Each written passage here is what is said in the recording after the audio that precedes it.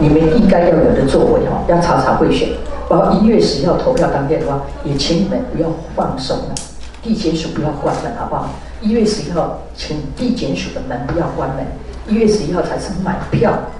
最猖獗的时候，最厉害的时候，所以请地检署1月11号的话不要关门啊，因为1月11号的话才是他们所有的蟑螂都会出来买票的哈，所以在这边的话就请大家主持公道，也主持正义了哈，好，谢谢。他们买票的步骤，他们买票的行为。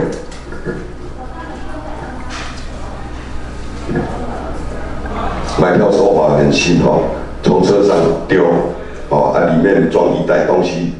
应该是加钱然后丢到广场叫那欧巴桑出来赔。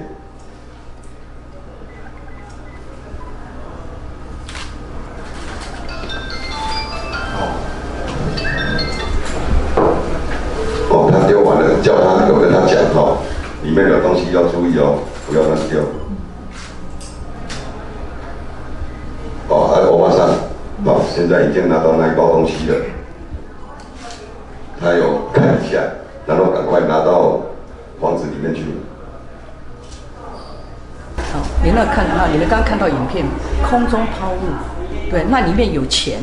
也有文宣品，那个文宣品到底是谁？地检你要讲啊，你为什么不讲？你为什么不讲呢？这就是这个为什么不讲呢？这没有道理吧？所以你是怕说以讹传讹？一个证据出来，那未来还有2天，就如同你讲的所讲，最后1天是最可怕的。那你在这边要不要呼吁到一些什么呢？我在这边的话，只能呼吁所有的乡亲还有选民希望就是讲你若有摕到钱的时候，点点到手抵婚除了想这个以外，其实实在是有点欲哭无泪就有点有气无力，不晓得怎么去应付目前的买票这种大量买票、遍地开花、坏事做尽的这样子一个状况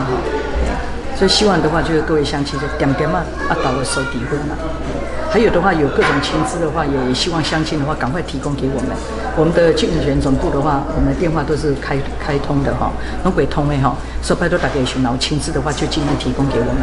我们的已经都有准备专人了要应付这方面的情势。但是我们收集的证据其实1样、2样、3样，其实也不只是公布影带给大家看的只不过这个3支影带来讲是比较明确，就是这么明确的有钱有咧算钱有做动作，但是其他其实还是有的所以是希望检警调吧，因为国家的规范里面，这部分查贿选，那都是因为康客就是你检警调的工作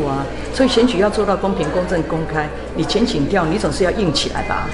总是要对国人有个交代吧，总是不能因为让中国的资金介入台湾的这次的大选这么猖獗。如果你们不硬起来讲的话，难怪他大辣辣的话就进来干涉台湾国内的大选嘛。